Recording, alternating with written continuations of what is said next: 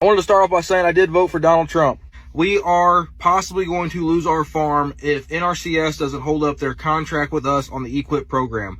So the reason that they're not able to hold up the contract is our EQIP program, which is cost sharing on fences, waters, a well, and some seedings, was funded by the Inflation Reduction Act. Because of the executive orders, there's a pause or a freeze on the funding through the Inflation Reduction Act, and they're not able to pay out on the stuff that we completed or anything going forward. I'm not the only one this is affecting. So there are other farmers in the comments saying that they're in the same boat that I'm in because they signed these contracts, and the contracts, so whenever I looked into the contract, I made sure that that funding was set aside. It wasn't funding that, oh, we hope it's there whenever it's done. I made sure that that funding was set aside so that way before I made these business decisions, I knew that funding was there per contract. So they're backing out on the contract because they don't have the funding. They can't release the funds.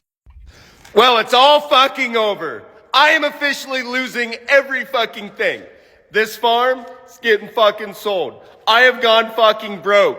Months ago, I fucking screamed my warning to farmers and ranchers, and they didn't fucking listen. And honestly, I didn't fucking listen either. I didn't listen enough.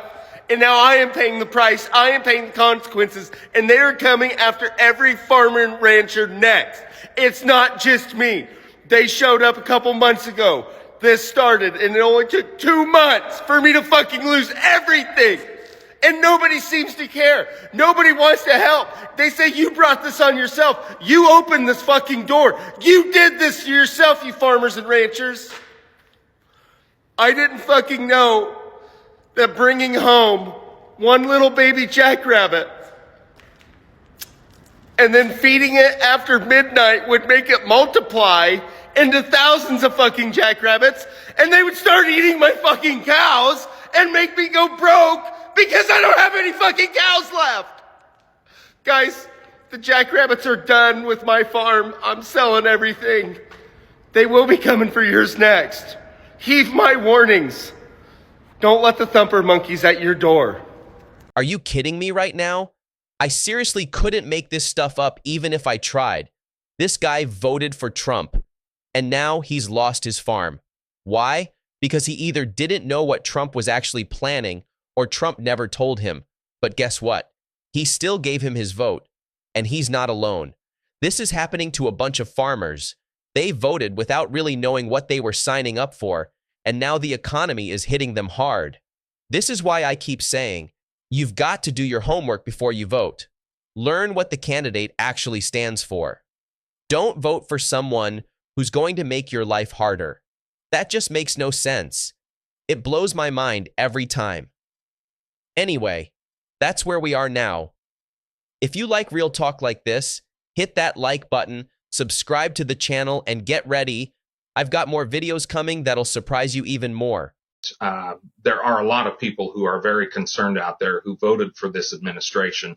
But, you know, they wrote it all down in Project 2025. I guess we should have paid a little closer attention to what was in that. I read the agriculture section. I know it better than I probably should. But it was there. It was all in writing. We probably should have paid closer attention to it. I'll just say this. I think it's time for this administration to recognize who put them into office, and also to understand that these people are hurting, and this only adds to the hurt that they're already dealing with. You know, I'm seeing all these videos right now where all these farmers are crying about not getting no help right now. You know what? Let me ask you something. When have you ever heard of a black farmer crying about it? Never. And you want to know why? Because they ain't never got no help in the first place. That's right. USDA's literally admitted to discriminating against black farmers. And literally black farmers had to sue, thousands of them, to get what white farmers are handed for free. And fast forward to today, all these farmers crying that they can't get no help. You see, black farmers, they've been struggling. Y'all just now feeling what they've been feeling for over 100 years. Black farmers, they used to own over 19 million acres of land. But guess what? Systematic racism, denied loans, shady politicians, and legal loopholes wiped them all out. Yeah. And now they're 1% of America's farmland. When the government finally tried to pass relief for the black folk back in 2021, white farmers sued to block it, claimed it was reverse discrimination. Make that make sense. So, you know, next time you see folks complaining about farm aid, why don't you ask them, where's the help for the black farmers?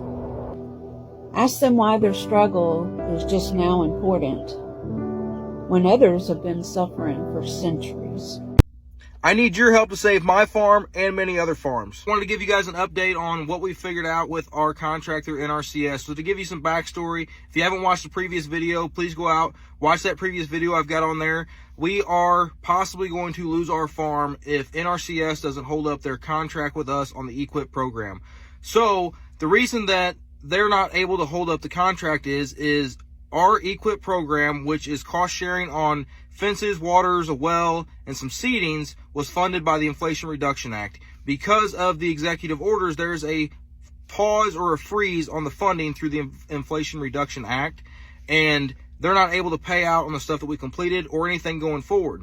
But the issue I have is I've already done a bunch of the work, already paid for the material, already paid for the labor, so I'm out all that cost, and I use my farm operating expenses in order to do those projects, because per contract, I knew that I was going to get cost sharing refunds on the stuff once completed, but now that it's completed, they're saying that they're unable to provide the funds because of the freeze on the Inflation Reduction Act funds. So I reached out to a couple different senators and Congress people. So I reached out to Ann Wagner's office. I have not heard back from them. I reached out to Josh Hawley's office. I have heard back from him, not from him personally, but from his office. And they are looking into it because they said that this should not be happening. The intention was not to take away the funding from the farmers, but doing the Inflation Reduction Act, cutting those costs, then it's also taken away from the programs that those programs helped out. So it's in the works, but what I need from you guys is if you could please share this, tag your representatives, tag your senators. I need to get some ground on this because I'm not the only one this is affecting. So there are other farmers in the comments saying that they're in the same boat that I'm in because they signed these contracts, and the contracts, even like, so whenever I looked into the contract, I made sure that that funding was set aside. It wasn't funding that, oh, we hope it's there whenever it's done. I made sure that that funding was set aside so that way before I made these business decisions, I knew that funding was there per contract. So they're backing out on the contract because they don't have the funding. They can't release the funds. So please tag the representatives, please tag the senators. I need to get some ground on this. We need to help me and other farmers out. We've got to get this funding paid out. I don't care if they don't do it in the future. The problem is there was contracts in place. Multiple farms made business decisions, and multiple farms are going to sink if we don't get traction on this and get those funds unfrozen. So we're shutting down our market farm. We've officially decided to close the doors to our farm store and market farm. We just notified all of our customers yesterday. That may come as a shock to you, and some of you may be like, well, why are you doing that? There's many reasons. Ultimately, it comes down to we don't feel like the time input for the return is worth it. There's only so much time in a day. I've got several other businesses that just demand my time. I'm a real estate agent, I'm a health insurance agent, and then obviously we run the Tanner Farmstead social media accounts, educating you on how to grow food, and I really want to scale that and scale these other businesses, and I really want to grow putting out more content. And to be honest, I've wrestled with this for the past couple of years. I want my content to be about homesteading and food preservation and all these other fun things that I want to do, but I haven't been able to do because I've got to put so much time into, the turn and churn market farming crops, like lettuce. And so it's just not been in line with my vision. If you got any questions or want to hear more about that decision, you can send me a direct message. I also have a YouTube video out that you can watch, me talking further about the profitability of small scale farming. I'm going to try to get through this without crying.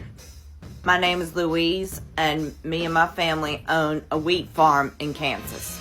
We are all certainly lifelong Republicans, and we were so happy to vote for Trump in all 3 of his elections. However, we were certainly not aware that he was going to put a funding freeze on all USAID.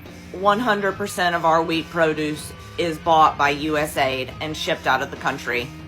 So our farm is completely bankrupt. We have no customer. We had this whole deal with the US government, and now that is just gone in a second. And we are completely decimated. USAID buys about $2 billion worth of American farmers' goods annually, and every single one of those farms is in the same boat as us now. It's a sinking boat. He didn't consider us at all when he made these decisions, and it would be impossible for any world leader to do something that could negatively affect us more than what Trump has done to us. And we voted for him. Want to get rid of illegal immigrants? Quit eating. And that's for everybody. That's, nationwide. If you want to get rid of them, quit eating. That'll solve the problem. But when only 5 pickers showed up this morning to harvest his sweet potatoes, farmer Keith Smith saw possible ruin, the loss of his $500,000 crop. They're running scared because of this new law. And you're in trouble. I'm in trouble, bad trouble. Smith's 200 acres need 20 pickers, mostly Mexican nationals. There is not enough documented people here to supply that workforce. Most of your workers are here illegally. That's sure. If they got documentation, they got a better job than working for me.